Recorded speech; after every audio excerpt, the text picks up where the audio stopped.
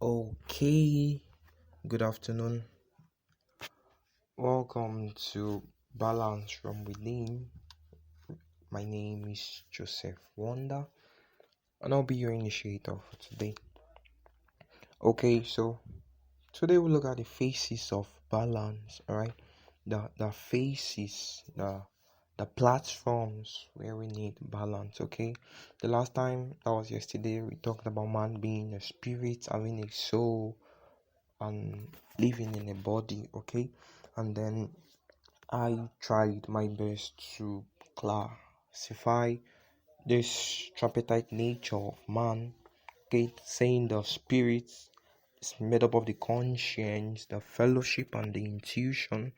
And I talked about the spirit being an energy that withdraws mysteriously at death or partially during sleep or unconsciousness, right? And so, what makes a person die is when the spirit is out of the body, okay, and it uses the brain as its seat of consciousness. It uses the brain as its seat of activity, right? And then it has a direct contact with the brain, the heart, and the breathing apparatus. Okay, this may somehow look untrue, but then there are certain organs in the body. If there is a balance in the nature of a man, that means as the spirit is connected to the soul, and as the soul is also connected to the body, in the same way the spirit is connected to the body. Okay, so it's like a triangle, connections between 2 points: the spirit and the soul and the body and the spirit also. Okay, so your spirit is connected to the brain, and that's the seat of activity. It's connected to the heart and the breathing apparatus. Okay, so a person can instantly, that this energy we call the spirit, can instantly withdraw when these organs, the brain, the heart, and any breathing apparatus of the man is tampered with. A man can still live without his eyes or his legs, but never without his heart or his brain, or never without air. Okay, and then I talked about the soul having three components also, that is the will, the intellect, and the emotions, right?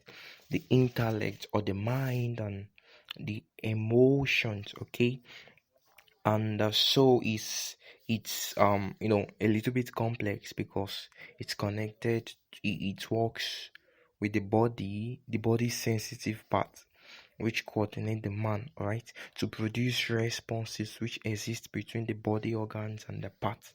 So I'm talking right now, my mouth is talking, giving the speech, but the coordination is coming from my soul.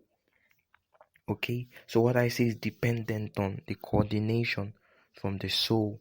So the soul is what makes the man aware and sensitive, right? It produces organized awareness and coordinated sensitivity to self and environment. The soul is what vitalizes the energy that comes from the spirit to the body.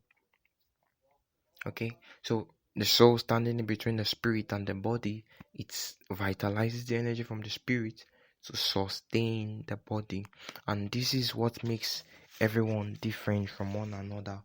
Okay, so the soul is that coherent force that makes every man different. Everybody, every human, you say human, but each human is different, and the reason why is because of the soul.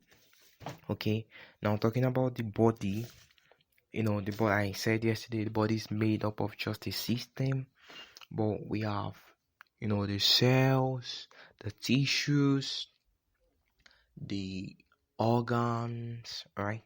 And then I would like to tell us how that the body is what allows a man to be carried around, but this is dictated from the central nervous system. I know some of us that did a little sciences in our school may be familiar with that.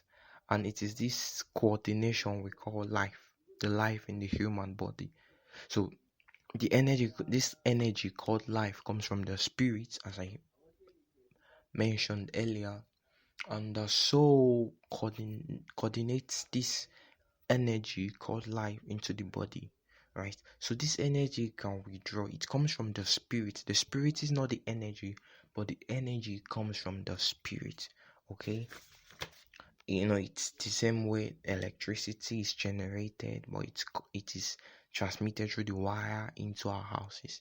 The wire is not the electricity, but it coordinates the generated electricity from the dam to our houses. So the turbine in the dam is like the spirit that generates the energy.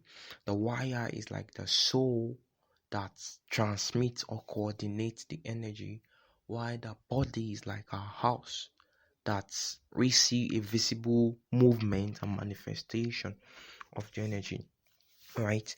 And at this point I would like to tell us that the man's ability to function is dictated by this energy I talk about. Alright, so the man has an energy that comes from itself, and there is also another kind of energy the man interacts with that comes from his environment. Okay, yesterday I talked about God during his creation created with an energy. Alright, so there is an energy the environment has different from the man. Okay, so for example, you walk when you're on land, you swim when you're in water, right? These are the kind of energy I'm talking about. There are certain places you go to and you just pray, not because you want to, but there is an energy in the environment that drives you to do that. Okay, so depending on the man's response, the man's response to the environmental energy is dependent on the magnitude of his internal energy. Okay, so that is to tell us, bringing today's podcast to a close. I'll end on this note then about the man's relation. Okay, man relates with a spirit because his spirit, okay, and also man relates with himself because he's also a component on its own, and man relates with others, and others can mean other people or his environment. Okay, so and this is where the balance ought to be, in relation with himself, in relation with another spirit, not a man now, in relation with other creation. All right, so it is the book of Jeremiah chapter 10 and verse 23 says, it is not in man that walketh to order his steps. Okay, so just the same way the turbine generates energy, electrical energy, right? The turbine has to be placed in a water to generate that energy. So that water in this case is another spirit a man needs to interact with to get the kind of energy that is generated in his spirit, coordinated in his soul, and manifested in his body. Okay, so thank you for joining us today. I'll see you tomorrow, obviously. So don't forget, this is balance from within. You stay strong and you keep shining.